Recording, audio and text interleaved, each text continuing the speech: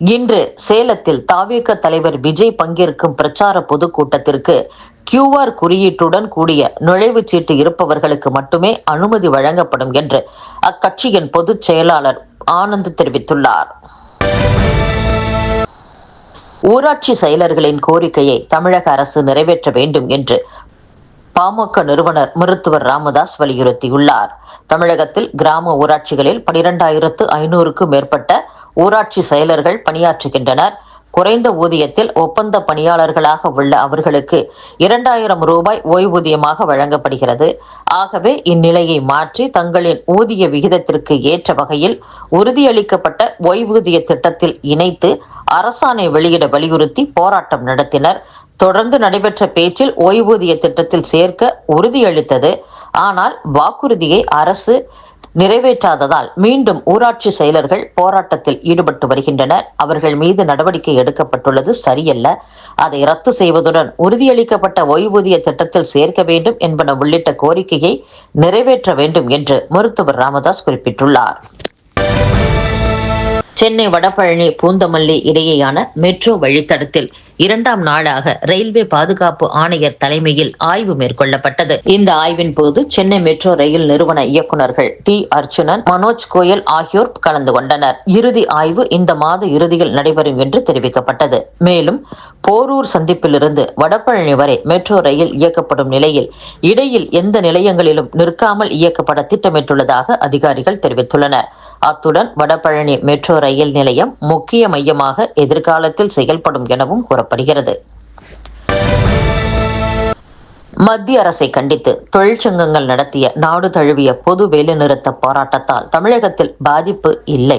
அரசு பேருந்து உள்ளிட்ட அனைத்து வாகனங்களும் வழக்கம் போல் இயங்கின. பல்வேறு இடங்களில் சாலை மறியல், ரயில் மறியல் உள்ளிட்ட போராட்டங்களில் ஈடுபட்ட ஆயிரக்கணக்கானவர்களை போலீசார் கைது செய்தனர். மத்திய அரசு கொண்டு வந்துள்ள 4 புதிய தொழிலாளர்கள் சட்டங்களுக்கு எதிர்ப்பு தெரிவித்து நாடு தழுவிய வேலைநிறுத்த போராட்டம் நடைபெற்றது. தமிழ் திரைப்பட தயாரிப்பாளர் கவுன்சில் தேர்தலுக்கு தடை கோரிய வழக்கை சென்னை உயர்நீதிமன்றம் தள்ளுபடி செய்து உத்தரவிட்டுள்ளது. தயாரிப்பாளர்கள் சீனிவாசன், ரஞ்சித்குமார் உள்ளிட்ட 5 பேர் சென்னை உயர்நீதிமன்றத்தில் தாக்கல் செய்த மனுவில் தமிழ் திரைப்பட தயாரிப்பாளர் கவுன்சில் நிர்வாகிகளின் பதவிக்காலம் வரும் மே மாதம் நிறைவடைகிறது. இதையடுத்து 2026ஆம் ஆண்டு முதல் 2029ஆம் ஆண்டுக்கான நிர்வாகிகள் தேர்தல் பிப்ரவரி 22ஆம் தேதி நடைபெறும் என்று அறிவிக்கப்பட்டுள்ளது. இந்த தேர்தலை நடத்தும் அதிகாரியாக உயர்நீதிமன்ற ஓய்வு பெற்ற நீதிபதி எஸ். ராஜேஸ்வரன் நியமிக்கப்பட்டுள்ளார். விதிகளுக்கு புறம்பாக இந்த தேர்தல் அறிவிக்கப்பட்டுள்ளது. வேட்புமனு தாக்கல் செய்வதற்கு 4 நாட்களே கால அவகாசம் வழங்கப்பட்டுள்ளது. தேர்தலை நடத்த வேறு நீதிபதியை நியமிக்க வேண்டும். அதுவரை தேர்தலை நடத்த தடை விதிக்க வேண்டும் என்று கூறியிருந்தனர். தமிழக சட்டப்பேரவை தேர்தல் தொடர்பாக மாவட்ட ஆட்சியர்களுடன் துணை தேர்தல் ஆணையர்கள் இன்று ஆலோசனை நடத்துகின்றனர். தமிழக சட்டப்பேரவை தேர்தலுக்கான முன்னேற்பாடுகள் குறித்து ஆய்வு செய்வதற்காக துணை தேர்தல் ஆணையர் பானு பிரகாஷ் தலைமையில் துணை ஆணையர்கள், அதிகாரிகள் குழுவினர் சென்னைக்கு வருகை தந்துள்ளனர்.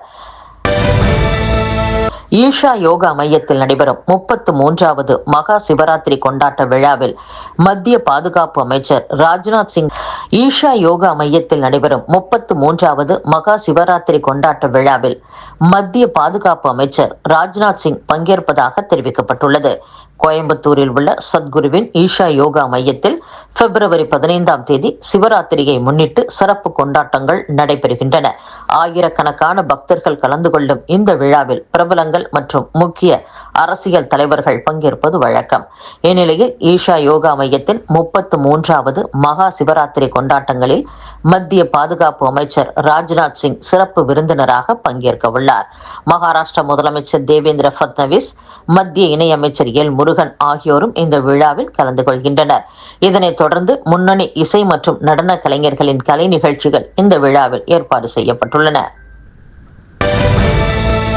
செயற்கை நுண்ணறிவு தொழில்நுட்பத்தை பயன்படுத்தும் நிறுவனங்கள் பட்டியலில் உலக அளவில் இந்தியா 2ஆம் இடத்தில் உள்ளதாக இசட்ஸ்கேலர் நிறுவனம் வெளியிட்ட அறிக்கையில் தெரிவிக்கப்பட்டுள்ளது.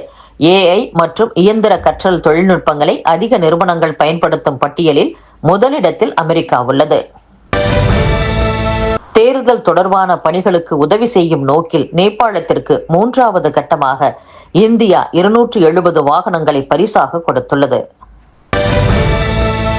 வடகொரிய அதிபர் கிம் ஜாங் முன்னின் மகள் கிம் ஜூயே அந்த நாட்டின் அடுத்த அரசியல் வாரிசாக விரைவில் அதிகாரப்பூர்வமாக அறிவிக்கப்பட வாய்ப்புள்ளதாக தென்கொரிய உளவு அமைப்பான NIS தெரிவித்துள்ளது.